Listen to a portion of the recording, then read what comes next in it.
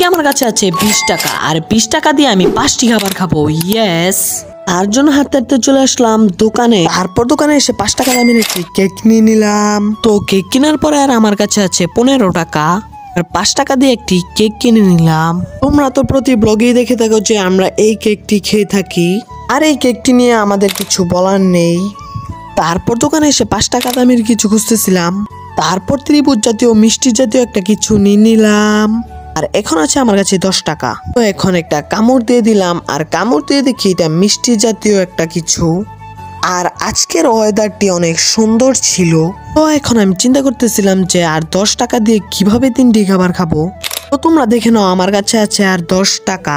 তারপর আমরা 3জন মিলে গুটি গুটি পায়ে হেঁটে হেঁটে যাচ্ছিলাম দোকানের উদ্দেশ্যে। তারপর 5 টাকা দামে একটা মামা বিস্কিট নিয়ে নিলাম। তো এই খাবারটি কিন্তু আমরা প্রতি ব্লগে খেয়ে থাকি।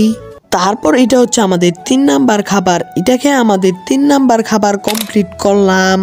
তো আমার কাছে আছে কিন্তু 5 টাকা। 5 টাকা দিয়ে নিলাম একটি চকোচকো, আর 3 টাকা ছিল, 3 টাকা দিয়ে দিলাম 3টি চকলেট। তো আমাদের অলরেডি 5টি খাবার খাওয়া হয়ে গেছে। তারপর 2 টাকা দামের চকোচকোটা খুলে নিলাম, আর 2 টাকা দামের চকোচকোটা আমাদের প্রতি ব্লগেই খেয়ে থাকি, তা নিয়ে আর কিছু বলার নেই। তা খেতে বরাবরের মতো ভালোই লাগে। তারপর 3 টাকা দিয়ে 3টি চকলেট নিয়ে নিলাম।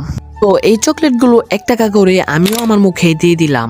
তো আর আমার কাছে আর 2টি চকলেট অবশিষ্ট আছে, আর এই 2টি চকলেট থেকে একটি চকলেট দিয়ে দিলাম মাহিনকে, আর একটি চকলেট দিয়ে দিলাম আমার ক্যামেরাম্যানকে। আজকের মতো আমার 5টি খাবার খাওয়ার ডান। দেখা হচ্ছে নতুন কোনো ব্লগে। আর যার চ্যানেলটি সাবস্ক্রাইব করে না আছো সবাই চ্যানেলটি সাবস্ক্রাইব করো। বাহ।